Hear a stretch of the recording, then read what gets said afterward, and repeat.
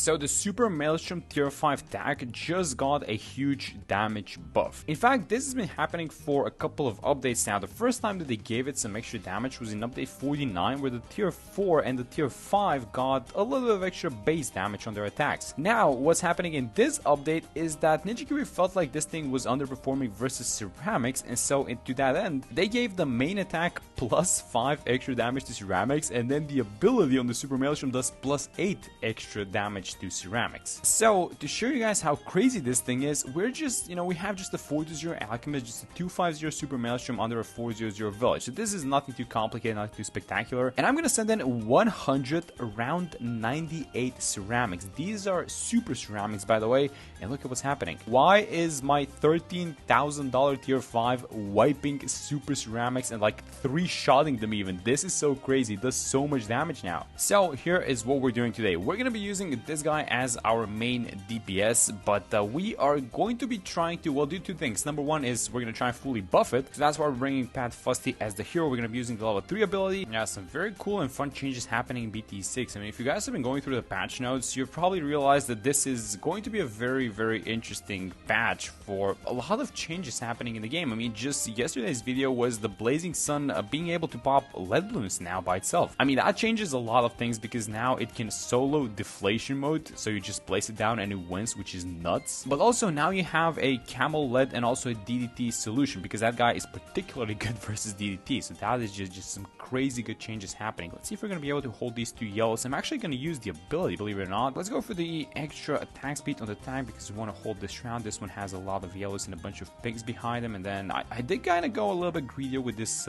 discount village. I want to buy 2 actually, but let's see if we're going to be able to hold like this because it's going to be a camel balloon on 24. Okay, so we're going to need to buy something small to deal with this camel balloon. So you guys know what? I'm just going to get this thing. It's 002. It's at least in the range of the discount village, so we're not wasting that much cash. Yeah, so ideally, I think we want to get the second discount village and then start buying up some upgrades, but that is not going to be the case, I don't think. I'm going to go for the 230. We're going to stop at this upgrade for a second. We do have some lead popping power, but we want to prepare for the camel balloons in round 33. And because we're eventually going to have an overclock, I was just thinking we buy it like now, and we use the foam as the camo actually for the early game. Okay, so let's get it. I think I'm even going to go for the bottom pad because this is going to improve the pierce of the foam by a little bit, and I do want to have this to be as our camo solution for at least like the mid 40s. And so the next thing that we have to worry about is just getting the second discount village, in which I'm going to start working right now, and then we're going to have a problem around 40 because I know that they gave it some extra damage on the Blade Maelstrom and like the Super Maelstrom, but the thing is, it still sucks versus MOAB class balloons, so we're going to need a pushback from Pat. Alright, so around 38, ending 39, about to come out. So this is obviously a beginner map, and I did want to play on a map like this in which the balloons are going to be able to take a couple of loops, and this tower is going to have a couple of chances to attack because we are going to be using this Super Maelstrom as our main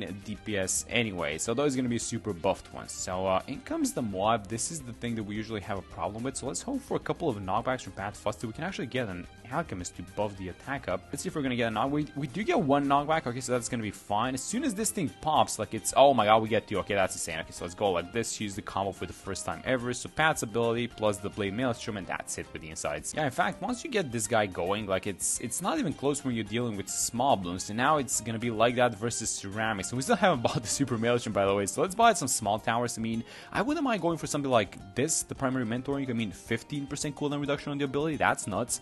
Let's also give it some innate camo. We're in the 40s, and this was the original plan. I also want to get the MIB eventually. And then you guys know what? I'm probably going to buy something like a 320 Alchemist to start things off with, and I think this is going to be absolutely fine until we encounter some MOAB class balloons in the 50s. Alright, so in comes another blue MOAB. So let's see if we can deal with this guy just by using the main attack, and we can. Okay, so that's really good because we no longer have to time abilities and anything like that. But let's watch some of the mid 50s now and see how we do. And if we're doing fine on these ones, I mean, the Super Maelstrom is just like such a cheap tier 5 tower that you don't have anything to worry about. Like, you can get this thing pretty early. It's round 54.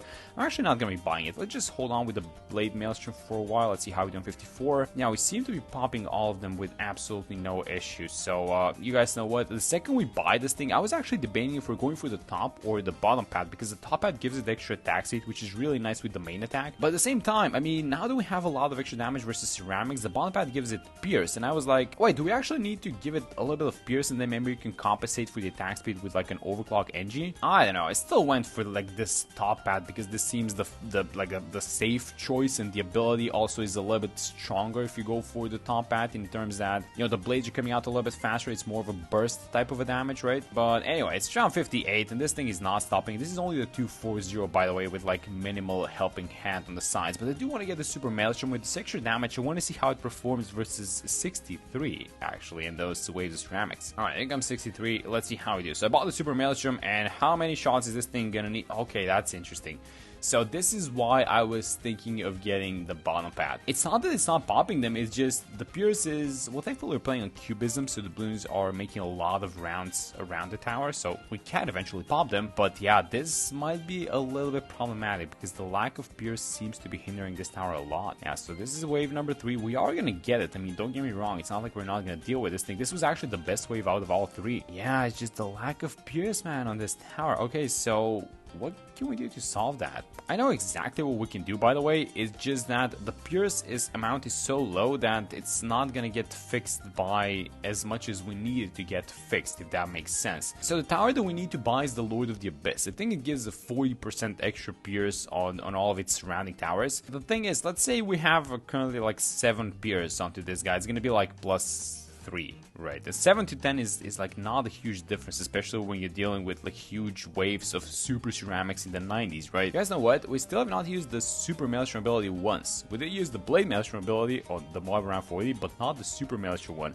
And I actually want to keep that a thing for as long as possible, because we are trying to see how good the main attack is, basically. So now we're on 75, just getting destroyed. 76, a bunch of ceramics. Okay, so this is where we need to see the buffs, and we seem to be holding this one pretty easily, actually. Alright, I mean, do we have the money for the Lord of the Abyss? Let's actually try and see. I'm gonna have it a little bit closer. Go like this. Is it getting buffed? It is. Yeah, there we go. That's absolutely perfect. So again, it's not a lot of extra Pierce, because the starting Pierce of this, I actually don't know how much it is, but it cannot be a lot, right? So yeah, but we still want to get it, because it's probably one of the only ways that you can buff it. I mean, maybe we could switch the heroes, right? Maybe bring someone like Striker Jones. Nah, it's fine. Let's see how we do versus 78. And if we defeat the first wave, by the way, we know we're gonna defeat the second one, because the second one is a little bit easier than the first one. Yeah, there it is. It's not even close. Alright, so this is where the problems are starting for our super maelstrom, because I'm not exactly sure if this tower is good versus big MOAB class Bloons like ZOMGs and everything. This was only the round 80 ZOMG, so things are going to become a lot more difficult. So let's start things off by buying the overclock first. We're basically going to need Pat's stun.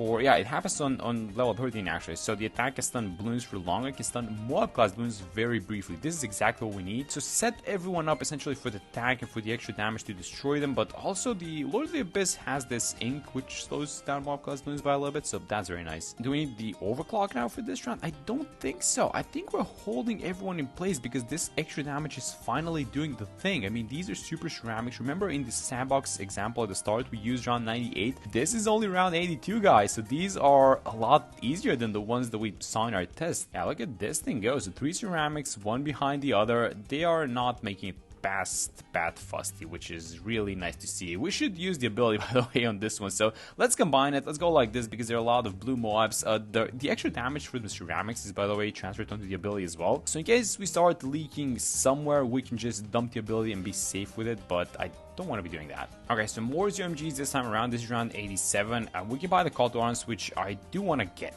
actually. Let's buy it. And let's not use an ability, but let's use the overclock, and let's see how we can deal with these ZOMGs. So obviously not too great, you know, in our... I'm saying that. I'm saying that we're destroying this ZOMG. Oh my god, is this guy doing some... he is doing a little bit of damage. I have him here on the side, so he's not attacking as much. Yeah, it's still the attack doing the majority of the damage. Now, look at this thing. 400 and almost 450k pops on this thing, and the Lord of the Abyss is like 140. So we know who's carrying the game. It's just like I'm a little bit surprised at the damage that this thing is doing. Alright, so in comes some DDTs. We can't pop Camel.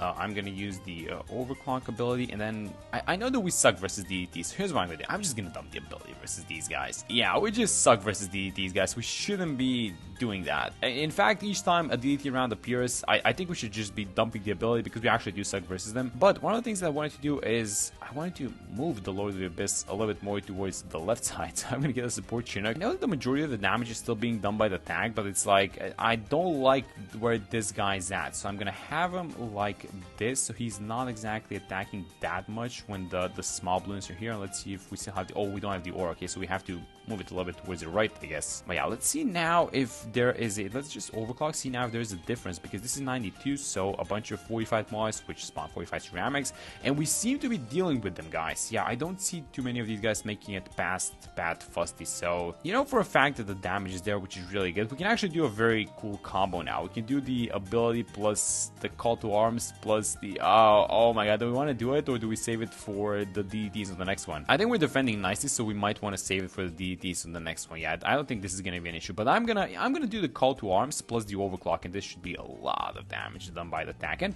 Bad Fusty a little bit as well. Yeah, there we go. Alright, so in comes the DDT, so we're gonna do the Bad Fusty ability plus the super maelstrom. Wants to go like this. Yeah, this is insane. How good is this ability? It's gonna be very fun to watch it in action versus 95. Although for 95 we are gonna have to do something else. Alright, so let's move the Lord of the Abyss just by like the smallest amount. Oh my god, it still doesn't reach. Alright, so let's get the overclock, let's get the call to arms going, and do we dump the super maelstrom ability? I mean, it also, yeah, sure, let's dump everything, because the super maelstrom as well is doing a lot of extra damage to ceramics, and this is a part of the buff, so I do want to see it in action. And as you guys can see, I mean, there are no ceramics making it on the other side. That's crazy. Alright, so in comes 95. Let's start things off with the overclock, and yeah, sure. So we said that we're gonna be dumping all abilities, so I'm just gonna do that. Let's just deal with the DDTs with the ability. I mean, this is so satisfying to do, actually. I guess a little bit of an issue is the downtime of the ability, because if you go for the top path, it doesn't last as long, but it's not a problem, guys. I mean, look at how good this thing is. And the ceramics getting dealt with again. Let me check the pops on this thing, by the way. 800k, that's good. No, it's still it doing the majority of the damage. 850, I guess, around 850 on round 96 with 360 on the Lord of the Abyss, so that's good to know. We still do not have the Lord of the Abyss buff, by the way, so let's move it just a tiny bit towards the right side. Again, man, this buff radius needs to be improved a little bit, I think. Yeah, let's see if we have it now. Oh my, oh yeah, we do. Oh, we do get it. Okay, that's really good. All right, so just in time for the ZOMGs, so let's go. Call to arms, path level 3 ability. They're all going to disappear in a second, aren't they? They're not going anywhere, I don't think, as long as the ability is lasting. Yes, and the most important part, no ceramic leftovers from that. How cool is that? So let's do one more ability and dump for 97, and 98 is a little bit slow. So we're going to get the ability back before everyone comes in, and this is going to be just like the best ability. It's going to be the ability of this guy's lifetime, I'm pretty sure. So let's wait until everyone is kind of in range. We have all the buffs going, all the abilities are ready, so let's go like this. Boom, boom, path level 3, and let's dump it. And oh my god, that's so satisfying to do, actually. I've not used this tower in a while, and I've forgotten how cool it is, and especially with this new buff, like, there is absolutely nothing left on screen after you've dumped the abilities. How crazy is that? Let's check the pops. Yeah, it popped the entirety of the round, basically. 1.2 million pops. Alright, so incoming some 45 DDTs this time around. We still have the ability, so I'm just gonna dump it, and it should be, yeah, it's fine. It's not even close, and especially if, like, you know, you see some ceramics here on the side, because of the extra damage, they still get defeated by these blades that are flying around. Alright, so let's buy the homeland. I guess that's gonna be like a nice tower to end things off on. Let's get the overclock and just dump all the abilities and just watch the pops out to this thing. It's crazy good. Oh my god, it almost wiped the entirety of the bad balloon just by one ability. Yeah, let's just end it off with the ability, and that is, guys, that's the new tag. That is the new super maelstrom, which now absolutely obliterates ceramics, and it's a very good auto attacker, it seems like, as a cleanup tower. Yeah, that's gonna be it for this one. Thank you guys so much for watching the video, and I'm gonna see you on the next one.